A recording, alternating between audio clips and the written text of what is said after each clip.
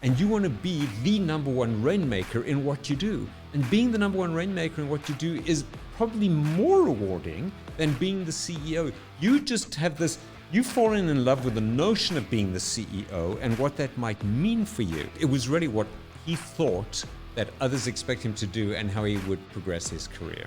So you have to be true to yourself first, and a lot of people aren't. And you've got to have that regular conversation too. You've got to be communicating with your teams, and not just communicating for communication's sake. Yeah, you've got to connect, because that's what's missing. It's that physical connection. It's that input. It's dropping by someone's desk. It's grabbing a coffee. It's doing whatever needs to be done. Have the virtual coffees. Have the virtual drinks. Do whatever you can do. All right, welcome back to the Witz podcast. We are here with Jeff Rosen, CEO of Rosen Executive Search, the one and only, and the dude that we had here a few episodes ago that was talking to us just about business and recruitment and interviewing and what's happening during COVID. We had a great conversation. We have to have you come back. But today we're going to talk about a few different things. We're going to talk about what it is like to interview in today's world, what it's like to pick a path. How important is it for us to be making certain decisions when it comes down to our career? What it's like navigating the world of COVID. And this is a message for the 27-year-old that's starting their career. It is for the 42-year-old that's looking for that CEO position, but it is also for the 55, 60-year-old that is looking to maybe move into their third distinct career. So Jeff, thank you so much for being here. Excited to have this conversation. Welcome back, Jeff. So Jeff, we had you on a few episodes ago, and we had a pretty cool conversation just about sort of what was going on in the business world and what your thoughts were, and we wanted to have you back. So today we wanted to have a little more of a general conversation. I think we were going to broach topics like what we're going to have to do to keep teams engaged, you know, whether we're bringing them back, not bringing them back, what that looks like. Love to get your perspective on what it's like to recruit talent right now. We were just chatting before about sort of, you know, how the interviews have changed and stuff. I'd love to know what you guys are doing as a business. I mean, what decisions you're making and sort of how are you handling your leadership stuff. So that's sort of where we'll go today. I think it's going to be a little bit of a bouncy ball or like popcorn. We'll sort of jump everywhere.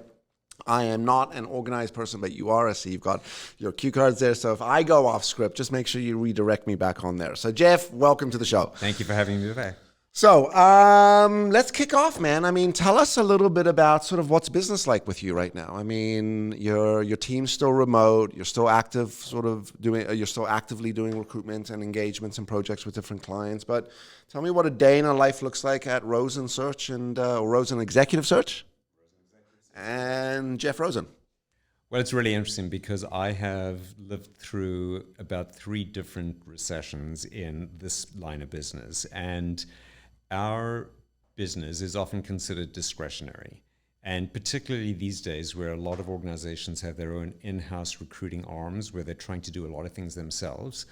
And going through the last 10, 11 years of a really great bull market, there was unbelievable recruiting that was taking place. There was a lot of what I would call upgrading of talent, some of the opportunistic hires that were taking place. It was all great. Yeah, it was all hiring for the future. It was absolutely hiring for the future and how you raise that bench strength that you have today.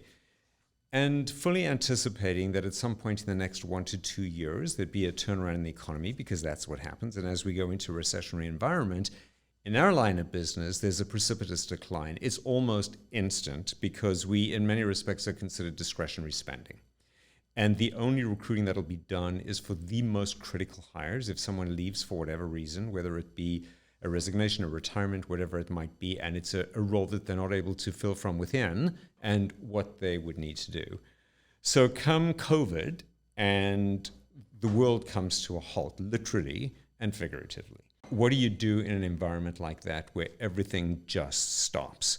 Searches that were underway, we were very lucky because those all continued. Some of them had delayed start dates for candidates, but nothing got canceled. I do know of firms where searches did get canceled. I can tell you that the majority of conversations around new work or some of the upgrading of talent that I spoke about, those conversations have very much been put on hold.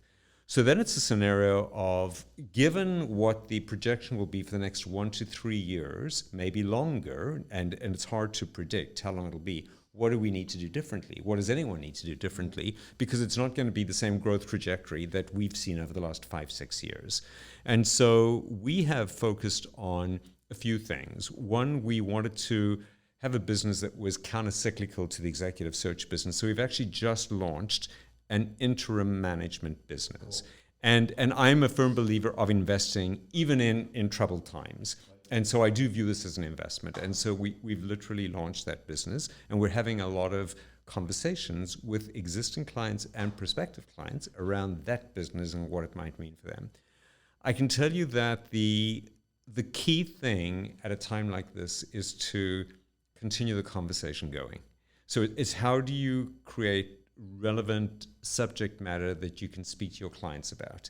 It's not only letting them know that you're there for them, that you want to partner with them, that you'll work together. It's around understanding their businesses, understanding some of the challenges that they might be facing and what you could do differently. And sometimes that means reinventing yourself. And so that was part of our discussion the last time around, how you reinvent yourself. We've done that. We've literally engaged with some of our key clients around a different kind of partnership with them. And we do call it a partnership.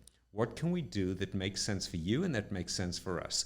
Everyone's talking about, in every business, COVID pricing.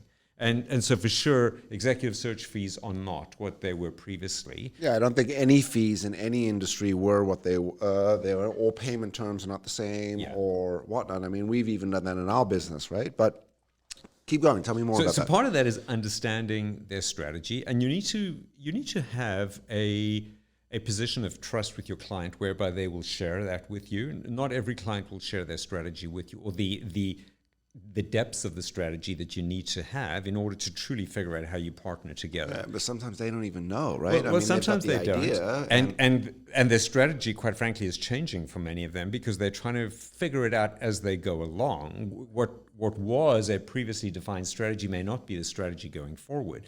For some, it's survival mode. For others, it's, well, just how do we cope with a scenario that's very different than what we anticipated a while ago? And it also varies based on whether the company is public or private, or whether it's a professional services organization or a corporation, whether it's a portfolio company of private equity or an independent business. And so it has a number of variables that one needs to understand. So I want to go back to your interim management business. So this is a new adventure that you've taken on, which is really cool because it shows adaptability and pivoting in your own sort of entrepreneurial way, which is cool. But I'm interested, what are some of the hot interim management positions that maybe companies are talking to you right now? So, where are companies needing that help? Are there specific roles that you're seeing more of? So, for example, we're seeing more chief revenue officer roles, and we need someone to come in, or we need that sort of, operational sort of person to come in. Have you seen anything like that? Have you noticed any trends? We have, and for us, the areas that we've decided to focus on initially are very much the support roles. So it would be technology roles, particularly digital. It would be finance roles, and it would be human resources roles. Those are the three particular areas that we've decided to focus on. And what we know, and I know this from experience, having gone through a few recessions like this, many companies have to cut their full-time overhead costs. They just have to, particularly if they're a public company. They have to demonstrate that they can reduce that. They don't want all the costs associated with those costs as well, like the benefits and so on, which is significant. It could be 18 to 20% of compensation. So, but they still need the work to be done. And so how do you get the work done? And one alternative is to bring in people on an interim basis, a contract basis, if you will. It could be 6 months, 1 year, 2 years. Sometimes contract roles are to fill a temporary vacancy like a mat leave. Other times it's to fill other kinds of vacancies. Someone might have a health issue and they need to fill that for a period of time. Other times it's a scenario exactly like this, where they still need the work done, but they want to do it more economically than what they did beforehand, where it doesn't have as much of an impact to the bottom line. And is it actually cheaper? I mean, I'm not trying to it's cheaper in the sense that you don't have all those associated costs with having a full-time employee. Person, yeah. So it's more an hourly rate. This is what you're paying an individual, and that's what you need to do. Do you think that's going to start to happen more and more in the marketplace? You're going to start to see full-time employees being moved to sort of contract positions? Like, I look at my business right now, and I mean, we do work with a lot of contractors and full-time, but do you think that's a potential of happening, that all of a sudden this whole economy flips into this world of independent contractors? Like, think about, like, from a commercial real estate standpoint. Let's start the conversation there. Offices are going to be very different. I mean, companies might not even take offices anymore. Well, that is a huge change that I see coming. We've literally just moved offices this weekend. Yeah. And it was... Yeah, you just got new offices. Absolutely. And the move was this weekend, and it's all been done out beautifully now. The artwork was hung 2 days ago, and we're probably not going to be able to go into the place for 3 months still, or whatever that time frame might be. In finding new office space, the vacancy rate is so low. It's 1.2% right now in downtown Toronto. Right. We could not find office space. But what's going to happen in 6 months? And we paid a premium. Exactly. So I can tell you with many clients that I'm speaking to right now, they're all saying, this is a whole different scenario. Some of them were already doing partly the hoteling concept where you don't have a designated office, but it's almost on a scheduled basis that this will be your space. I've been blown away by how many of our clients have said, big and small, how easily they were able to adapt very quickly to this environment whereby they could mobilize their entire workforce to work from home. And so many have said, why would we bring everybody back paying these premium real estate costs where we don't really need those people in that downtown core? And that actually leads to part of what we're going to talk about. It's how you keep a remote workforce engaged. That is really critical. And so I think that's going to be part of the challenge, how you motivate, stimulate people, do a lot of the sharing that would take place in person. And in a number of roles, there will be no substitute for that in-person meeting. You need that. You have to have that contact. But you are going to absolutely see a lot more happening remotely. And I don't think it'll necessarily be permanent. And I don't think that you'll have a lot of these contract people replacing permanent employees on a long-term basis. But I think for a 1 to 3 year scenario, you'll probably see more of those interim type So roles. let me change the question. Do you think people in general are going to be more interested in taking on interim roles versus full-time? It's a weird, I mean... I'm not sure. I'm not sure that people will be interested. There are certain people who will. Yeah. So I can tell you the people who are close to retirement, who might have been a victim of the current situation and have been laid off, will find that they may not be as employable in their late 50s, early 60s, let's say. Yeah. And so they would definitely consider an interim role. They want to contribute. They want to feel valued. They want to feel like they're making a difference. They're not ready to retire. Not everybody's planned retirement. Yeah, but you're making it sound like the 55, 60-year-old is like this old, fakakta that, is crapping himself in a diaper. Like, 55, you're young. Like, you're young at 55. But the reality is that you're competing against the 45-year-old who may have a lot of the skill sets that you have, may not have as much experience as you do. Right. And there is no substitute for experience. Right. But may have a lot of it depends on the role. Right. So do you see that as a generational competition, which is the 45-year-old Gen Xer competing with that 55-year-old, 60-year-old? In certain fields, I do. And I can tell you that regardless of the economic climate, we're inundated by people wanting to reach out to us and all of our competitors who are 60-ish and are saying, I'm thinking about what life looks like post-retirement. Some are in organizations where there's a mandatory retirement age. And so they might have to retire at 62 or 65. Yeah, in some organizations it is. But 60 is the new 40. And so a lot of people aren't ready to retire or don't want to retire or haven't planned retirement or don't want to spend their lives in Florida on a golf course. And so what do? And if you haven't planned it, if you don't have enough outside interests, if you haven't really thought about what it is that you're going to be doing, that can be a really scary notion that you don't have anywhere to go every day. And so what do? I know a number who've taken interim roles or a role where it's a 3-year scenario. I know some who've gone to law firms, not as a partner, but just as a contributor, maybe as an associate or an advisor or whatever it might be, to spend 2-3 years where they can make a significant contribution, but they don't share in the partnership income or whatever. They don't take on the headache. They don't take on the headache. They don't take the downside. It's kind of been there, done that as well for some of them, and so they've moved on. But if you move away from that demographic and you look at some of the younger people who aren't able to get jobs because of all that's going on and just the scarcity of work in this kind of an environment, any recessionary environment, a number will do contract work to help them try and figure out what path they want to go on. And it's a journey. And it's figuring out what that journey is.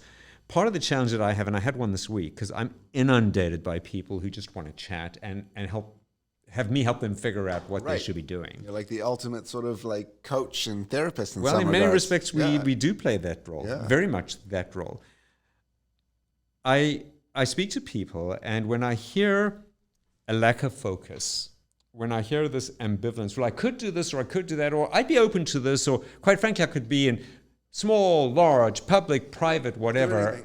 Call it like you'll fuck anything kind of thing, right? Absolutely. I just, it's like down with everything. Let's have a come to Jesus conversation, because this is what you have to do. Right. Because competition is rife. Right. And there are many people who are way more focused than you are, who are as skilled as you are, maybe have credentials better than you do, and you need to come across that you really want to be doing this. You want to be following this particular path. You want to be in this type of industry. You want to be in this type of company. And here are the reasons why. Yeah, someone once said, I used to be, so many, many, many moons ago in regard to Witz, we were a little bit of everything. As an entrepreneur, any new opportunity I could take on as a business, once upon a time, we were like an Apple training center, and we were doing like all these, all around training. And a friend of mine said to me, he said, Greg, you need to pick a sandbox. You need to pick a sandbox and play in that sandbox really well. Because when you're jumping from sandbox to sandbox to sandbox, you're not investing. And as you were talking about that, I was thinking about that's a little bit of the same advice now, which is someone call it starting out their career or early in their career, who's a little bit all over the map, who's willing to take on just about everything and anything, will do a little bit of this, a little bit of that. That's probably like the worst thing they could do. They have to pick a path. How hard is it to have that conversation? It's hard to have the conversation, except if you've had it many times, then you kind of get used to having the conversation. I got called by someone who has the most phenomenal credentials this week, educational credentials that are superb, work experience that's fantastic, global, so much going for this particular individual, but came across as really unfocused. And I had to have that very conversation. It was actually yesterday. And he shot me a note afterwards saying that you just nailed it. Like you really honed in on exactly what it is that I need to do. He was referred to me by someone I really respect. And so I'm obviously going to take the call and have the conversation with the person. And was he young? Was he, how old? He's 40-ish. Okay. And so he's part of that discovery. And in that, and on that journey right now of trying to figure out where he goes and what he does. And I do know, because this happened to me, that you sometimes stumble into something. It's not the path that you choose for yourself, and you stumble into it. I'm an accountant by profession. I thought that this is what I do. You put your head down, you work hard, and this is what you do. I didn't. When I reflect now over the last 25 years and what I was doing prior to that, I cannot believe that I'm doing what I'm doing and how I love every day of what I do. And I literally stumbled into it. I would never have said that I had any marketing prowess. I would never have considered myself sales-oriented. I was just that administrative person, boring, dull. But you picked a path, and then you ran it. Well, I'm also a person where failure is not an option. I do believe that you have to be willing to fail and learn from failure, but failure in the grand scheme for me is not an option. So I'm going to figure it out. I'm a figure it out kind of person. That's just my DNA. And so I'm going to figure out what it's going to take to be successful, because if this is what I'm going to do, I'm going to put everything into it. I'm all in. And I've got a number of experiences where I'm all in. And you've got to be willing to do that if you're truly going to have a shift like that.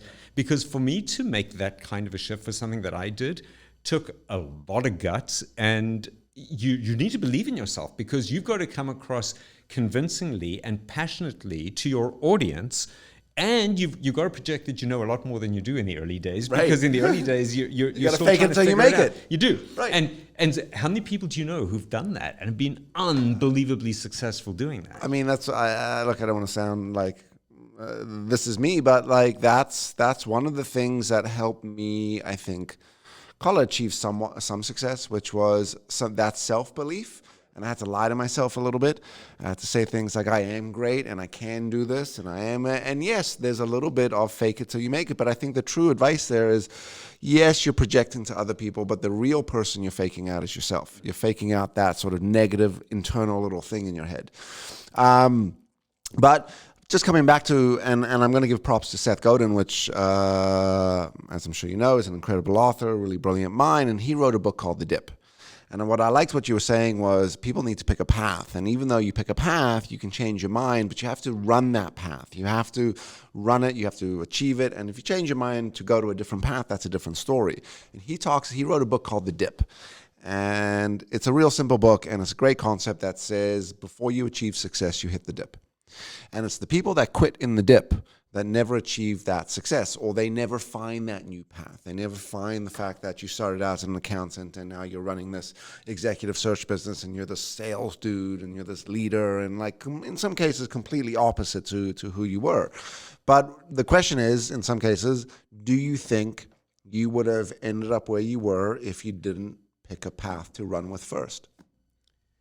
No, but I was also in an environment where my back was against the wall. So I had a great job. The company I was with, there was the recession that happened in '87 in the investment industry. I was in the investment industry, and the firm that I was with had been in Canada 76 years, and they just decided that this was not. It was a U.S.-based firm, that this was no longer a region that they wanted to invest in, as they were cutting their costs around the globe.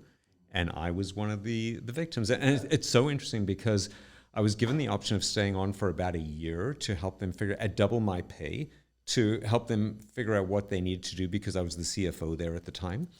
Or to leave. You never want to fire your CFO, by the way. Well, I opted to leave immediately because I figured that we were going into recession. Yeah. And that I felt that if I didn't make the switch and do something differently, that it would be harder a year down the road. I stayed in a CFO role for a 2-year period before I got into search. Right, but that's crazy. They offered you double your pay, double your salary, and said, look, we're going to guarantee you a job for the next year, and we're going to pay you double the amount. And you said no. I said no, and I took a job at 75% of what I was earning beforehand. Wow. Because I just felt that I needed to start afresh and to build something differently. Now, it was another CFO role. Right.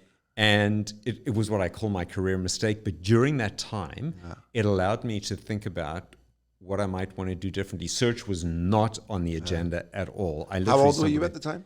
I was in my late 30s. Wow. Yeah, mid-30s, mid to late 30s, yeah. Wow. And so I was just trying to think about what I could do differently. And had my back not been against the wall, I may never have contemplated something like this. I also didn't really enjoy what I was doing. I knew I could do it. I got the background and the smarts to do it, but it wasn't inherently who I am.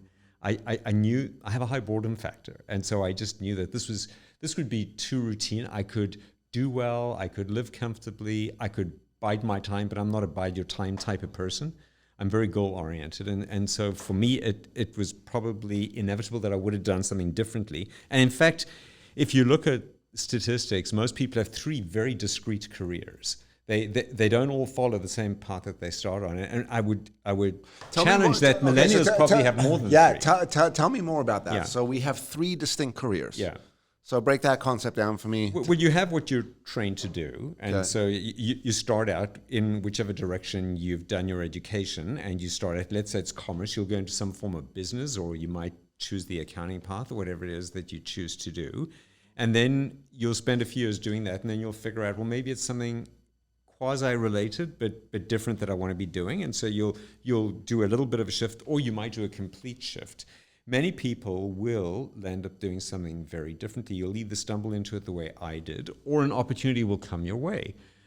You might be, let's say you're going that accounting path and you're with one of the big 4 firms, and someone you know, whether it be a client or someone, will approach you and say, what about joining our business? It might be joining that business as CFO, but it might be a different role. It might be in an M&A capacity, corporate finance, something along those lines, getting into investment banking, whatever it might be. And so it can take certain directions that are different that you may not have thought about. You may not even be aware of them. You may not know what it is. And I mean, quite frankly, when I got into search, I'd only ever had bad experiences with search professionals, really bad experiences. Yeah, if you asked me maybe 10 years ago, what do you think about executive search? I'd be like, they're a bunch of animals. Yeah. Like, they're people pushers. Yeah. So do you want to be part of changing that reputation, right, creating your own brand, and helping professionalize this business more, And by which the is way, how I saw it. I don't think about it that way anymore. Right? Yeah. Today I look at it like but a lot of people still do, and people did but 10, there 15 are years ago. companies like that still operate like that. Well, they are, and that's the reason why people still think of it that way. Right. And so we had this conversation the other day, which is like the importance in some cases of staying true to your cause and true to who you are and what you want to offer, and being a little more boutique versus sort of corporate at McDonald's allows you to not just sort of live your brand, but be your brand, right? Well, and being your brand, I think, means that you have to have a voice, and you have to be willing to be that lone wolf, to take a stand, to share your points of view. And I do that all the time. I'm not worried about what other people will think, because I'm so confident in how I view what I do and my perspective on people that I'm meeting. Now, one might say, well, that's immodest and it's ego and it's this and it's that, but it's built on years of experience and success. And I firmly believe that if I disagree with what a client is doing or the direction they're taking, I'm going to tell them, and will respectfully back off if need be. But I need to have my voice heard. And for me, that's really important. A lot of people don't have that same importance or relevance that they place on that. For me, it's critical that, and I've even said to clients, if you hire me, be careful what you wish for, because I'm not everybody's cup of tea. And you may not like what I'm going to say, and I'm certainly not going to tell you what you want to hear. You say it with that soft, soothing South African accent where it's like, I can't be mad at him. I just, he sounds like he's yelling at me, but I'm engaged and I'm enthralled, and I'm just like, ah. Well, a lot of people have said that. It's so funny that you put in those words without the South African bit, but it's... You're a very calming personality. Well, you are. That's I what see people, the intensity in you. I can well, see you yeah, on the a lot wrong of people day. would say I'm like, intense. Some would consider me anal, quite frankly. But I see that, but you have this calmness about you as well. So that calmness is what clients really enjoy, because they know that I am... I'll think things out in a reasoned fashion, and I won't be reactive. I will come at it very professionally, based on an evaluation of the entire landscape of what I'm seeing. And I don't think that when considering someone for a senior role, I don't think that it's just about your work experiences. I think it's the wholesome picture. It has to be holistic. And so it's every aspect of your life impacts every other aspect of your life. And I found it fascinating over these last 3 months with all these Zoom meetings that we're all doing, when people are apologizing for kids and dogs and traffic and whatever going on, and lawnmowers in the background, and nobody cares. And I think that's what's going to shift things going forward big time. I really do. So I'm just pointing at Rob. He's behind the camera right now. But we had this conversation yesterday, which is, you asked me the question, which is, what do you think, as a leader, what do you think about people being professional in Zoom? And I think I had this visceral response where I was like, if you're a leader and you are giving someone a hard time about their dog or their child or the noise or the traffic or the window, you're an asshole.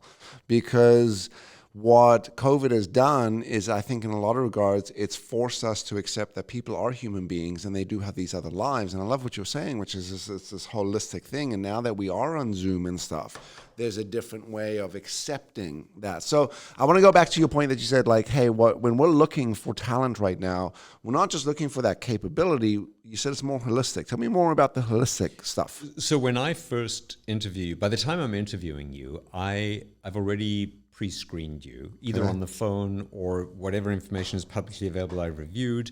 And so I get a sense of your accomplishments and your experiences and what I'll call your technical competencies. I know pretty much what you've done. I want you to add color, but I know what you've done.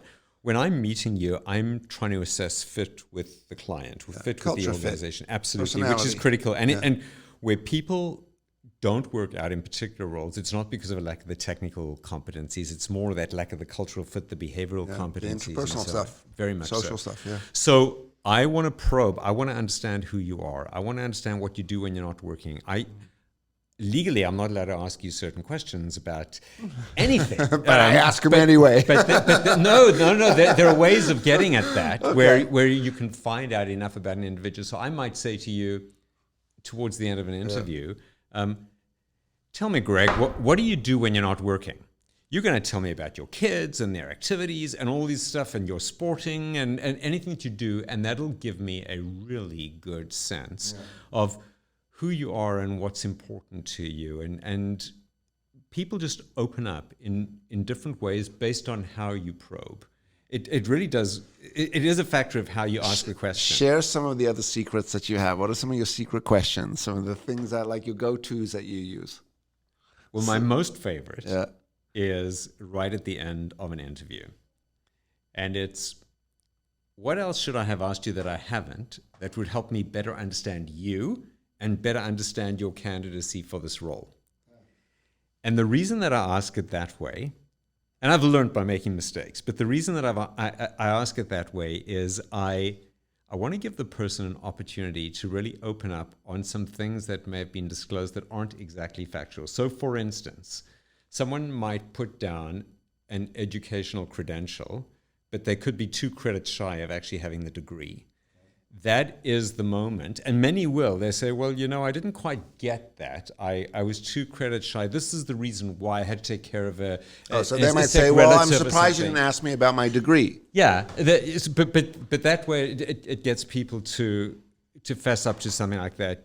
Given what's available on Google today, you can find out a lot about individuals, but I've been in environments where an incumbent has been criticized for harassing, bullying, or different behaviors, whatever it might be, not promoting a diverse workforce, whatever it might be. You can sometimes, you're not allowed to ask those questions directly, but you can sometimes get at that information by just taking a circuitous route with an open-ended question to get people to open up more about who they are and what's important to them. Even a lot of people who have a great focus on the not-for-profit world and contributing, they might have on their resume that they are on the board of a particular not-for-profit. I might probe and say, tell me a little about that, or why is it that you're on that board? And so that'll just get them to open up a whole other aspect of who they are and what they do. And I just find it very, firstly, enriching to see what drives them, because I got to tell you something, what drives them personally is what drives them professionally. If someone, for instance, says to me, if I see on their CV that they've run 15 marathons, or they've done some extreme sport or very competitive, I'm hiring them for sales. Yeah, totally. Right? because I know that that hunger and that drive to be successful in doing that translates into the hunger and drive to be successful in business. So that's why I want to get at it. I don't just want to know that in a business context that these were your accomplishments and this is what you did. That's really important too. So this is going to be an opinion question, right? But as you're talking, like, this is just running through my head, and I'm like, okay, well, what are your opinions? It's pure opinion, but what do you think some qualities are for people? I mean, if you were to tell people, like, hey, by the way, I've been in this world of recruitment, this is my business, blah, blah, blah, blah, and there are some attributes, some competencies, some qualities, some interpersonal qualities or skills that if you have these, they're just sort of the mandatory, like, you have to have these, call it attributes. What would they be? What are some important attributes that you think people should either live with or demonstrate or be or show? Or I'll qualify my answer before I give it by saying that it's somewhat impacted by the environment in which we find ourselves today with COVID. So I want to see that people are resilient. I want to see that they're agile, that they have that ability to switch direction because that's what's required. I want to see courage, fortitude. I really want to see that people are not.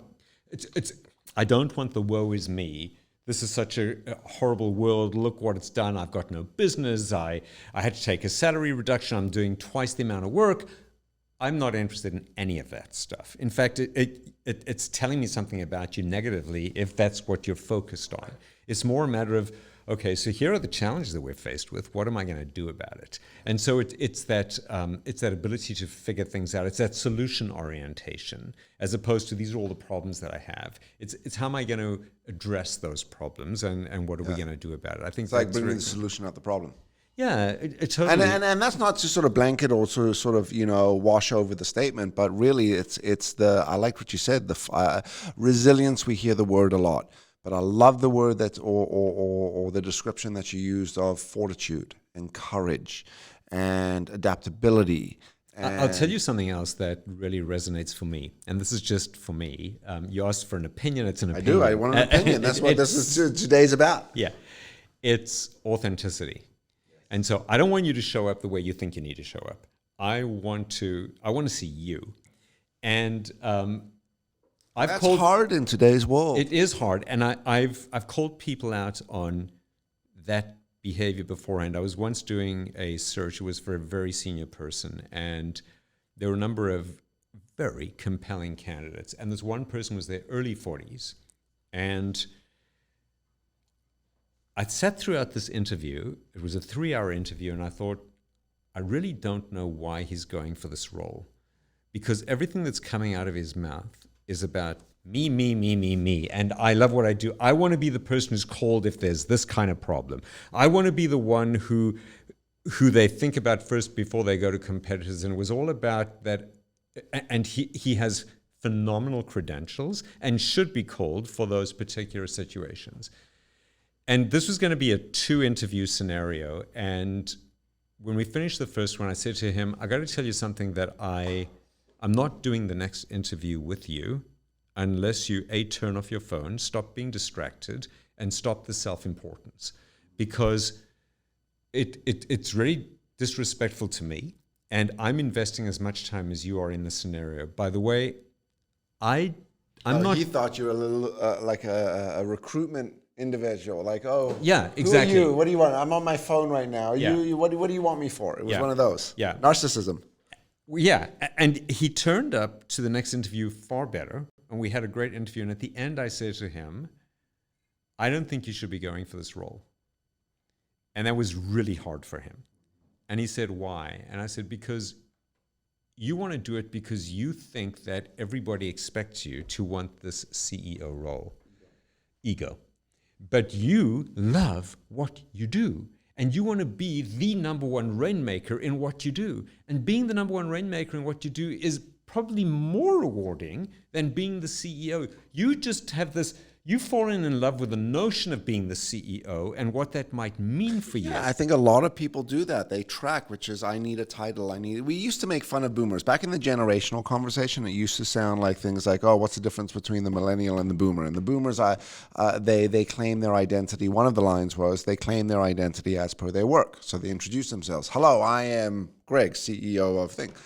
And that was the joke with the millennial, because the millennial was all about, like, doing it differently. And today, I've personally seen that millennial gunning for the title. And what you're saying, making wrong decisions and choices because they're so infatuated with the position or being the 40-year-old or 42-year-old CEO of this massive company. But it's not for them. It's just, it's not. This guy listened to me. He was not happy with me. He listened to me, and about 3 months later, he reached out to me and he said to me, you read me like a book. You read me like a book, and thank you. I really have to thank you because it's got me focused again. And what did he end up doing? He stayed where he was, and he's done phenomenally well. Yeah. In like a sales sort of revenue role. Yes, yeah. Totally. And so it was right for him, and it's where his passion is. Passion is another characteristic, by the way, that I love. But it's where his passion was, and it came through. As soon as he talks about the business he's doing, that passion is there. When he's talking about the CEO role and why he wants it, it was really what he thought that others expect him to do and how he would progress his career. So you have to be true to yourself first, and a lot of people aren't. They have a hard time doing that. I talk a lot about that in self-awareness, which is self-awareness. One is difficult and hard, and it's a tough exercise to go through. It's to answer some of these questions. Who do I want to be? What do I want to be? Where do I want to be? what do I want to be doing? These are tough questions to answer. And in some cases, we don't have the answer, which is okay. But it is about being really, as you said, authentic and truthful and transparent with some of those answers. For me, the one other thing I'd add is transparency. Transparency's got me in a lot of trouble, but I'm a risk taker. But I think it's a really important attribute. And I think you don't get transparency without what you described, which was being authentic to who you are and where you are going. Well, and a lot of people haven't admitted to themselves yet who they are. Right. And some of them don't know. Some don't know. Yeah. And yes, it is a journey. And you sometimes have to figure out by doing a number of different things. But it's really important to get an understanding of who you are and what's important to you in trying to figure that out. For sure. I want to come back to one question which we plan to talk about. And like, I love today's conversation. We've kind of gone everywhere. But what are we doing to keep teams engaged? Like, people are coming back to work after COVID, during COVID. What do we do with this remote workforce? Like, what are we doing in 60, 90, 120 days from now? How do we engage people? How do we bring people back? What are your thoughts on that? It's really hard because you've got to make sure that people stay motivated all the time. The first thing I would say is have frequent communication and make it inspirational. I can tell you, even with our team, we once a week get together. We're a small team. But every week I look for something inspirational to start the meeting with, because everybody is in this environment of negativity where there is no business. And you've got to create business or figure out ways of doing things differently. And what's the conversation this week going to be different from the conversation of a week ago or next week's conversation? So try and figure out what it is that can help inspire your people, and try and I like drawing from experiences and examples of something that may have happened that week, which drive a point home. But in larger organizations, you've got to have that regular conversation too. You've got to be communicating with your teams, and not just communicating for communication's sake. Yeah, you've got to connect. Yeah. Because that's what's missing. It's that physical connection. It's it's dropping by someone's desk. It's grabbing a coffee. It's doing whatever needs to be done. Have the virtual coffees. Have the virtual drinks. Do whatever you can do. It's funny. I had a Zoom yesterday with a client I hadn't seen in a while, and they were like, "So when can we hit a patio? Like, when do we want to get together?" And I'm like, yeah, that's the missing piece, right? Not for any time soon, but it's such an important piece, right? And I miss it. I truly miss that piece, the connection. And in a client context, many people understand that when you're in a client service role, you got to do a lot of entertaining, whether it be the breakfast, lunches, dinners, whatever it might be. This is just it. It's a social thing. It is, and that's what's missing. But it's the same in an employee context. So it's having that regular communicating. But even things like feedback sessions, if this is prolonged, how you have an effective feedback session where you're not in person with someone, particularly if it's a negative message that you have to send. Have you had any of these conversations? You had to have that sort of negative feedback conversation over Zoom? Not over Zoom. Yeah. No, but it's how you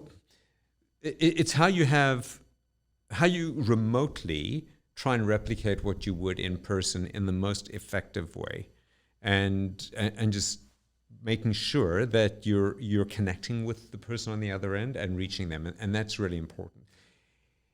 And as we come back to work in a more corporate environment, an office environment, I should say, some people may opt not to do that, or not to do it full time, or not be able to do it full time because you've got to stagger your workforce. It's a matter of how you remain effective doing that. It's that efficacy that's really important. It's how do I keep people focused, driven, motivated, and knowing that not everybody is self-inspired. Right. So knowing that point, how important do you think it is that we bring people back to the office? I think it's critical that people come back. I think that there are certain roles where you don't need to be, but I think the majority of people are not lone wolves. Maybe introverts are, and they're totally fine with that. But the majority of people need that interaction. It's the brainstorming that takes place.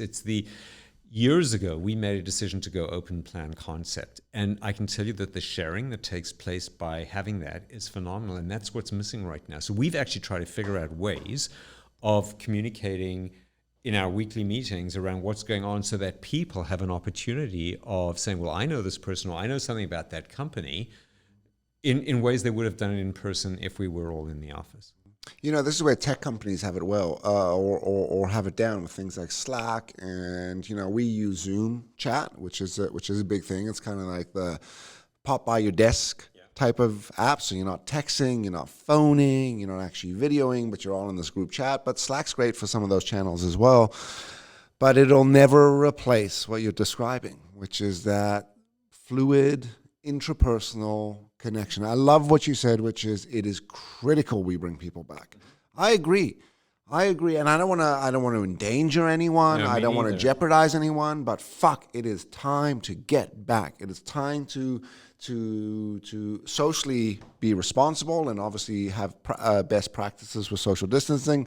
We were chatting about this. I'm pointing at Rob now, which is if you were always a little bit of a germaphobe, this is just normal behavior for you. Washing hands and putting on your Purell every time you touch. Like as a trainer, I'd go to rooms and you shake people's hands, and I was like, I just can't wait until I'm finished shaking their hands to go and Purell my hands. And I would walk like a surgeon after that training gig. I'd be like, okay, don't touch anything on your face or on your body until you wash your hands. So for that, I think it's a little bit normal, but agreed. It's really important we bring people back, because And I think the biggest challenge around that engagement is how you balance that living and working safely with the kind of economic recovery that's necessary. I'm really worried about how long it's going to take to recover, and I'm really worried for my kids' generation, because they're going to bear the brunt of it and what that means. But tell me more about that. So how long do you think it's going to take us to recover? I'm no economist, Right. and it's hard to speculate, but I think this is a 3 to 5 year scenario. If you just think of minimum, if you just think of all the initiatives that the government has, who's funding that? All those initiatives that the government has. So, what I mean, where does all the money come from? Yeah, and How long so, does the money last for? Yeah, and how long is this going to last? And so I do think I've heard things. You know, that if there's a resurgence, what does that mean? If there's a second wave, there will be a second wave. What does that mean? And what comes after COVID? There could be something else. And so, If you want me to go conspiracy on you for a second, we've had protesters going around for weeks now, and I haven't seen anything in COVID like getting jacked up, right? This was the whole conversation with the protests, which is like, but hey, another conversation, another conspiracy conversation for another time. absolutely. But you're right. It's a minefield to navigate. It really is. Okay, so first, you're amazing. I always love talking to you. We're going to wrap up the show now, just because probably people have had enough. But dude, you're an awesome guy. Thank you so much. Your insight, your thoughts, your perspective are so valuable. I loved what you were talking about with the whole concept of like what the attributes are that you look for when interviewing people, the importance of being authentic, the importance of picking a path. I mean, this was amazing. And I think what you spoke about today was really valuable for us as business owners and corporations. But I think there was a little bit of messaging in there for that sort of 25 to 30-year-old, or maybe the 40-year-old that's trying to take on that CEO position. So with that being said, I mean, anything else you want to share with us today? No, it's just been great to have the conversation with you. And this too shall pass, and people will move on to that next best thing, if there is a next best thing, or continue doing what they're doing right now. This is exactly it. And we're going to have you back because I think there's more to have, or more conversation to have about some of the topics that we were talking about. So, Jeff Rosen, thank you so much. If you're a top talented person and you are looking for some executive placement, you are the dude. Interim or full-time, Exactly. Right? We'll obviously plug all your information below. And Jeff, always a pleasure. Thank you for being here. Thank you, Greg. Hey, I'm Greg Witz. Thanks so much for coming and checking out the video. If you like that video, you're going to love the next one. So I'd highly suggest that you click this video over here. And don't forget to subscribe and share.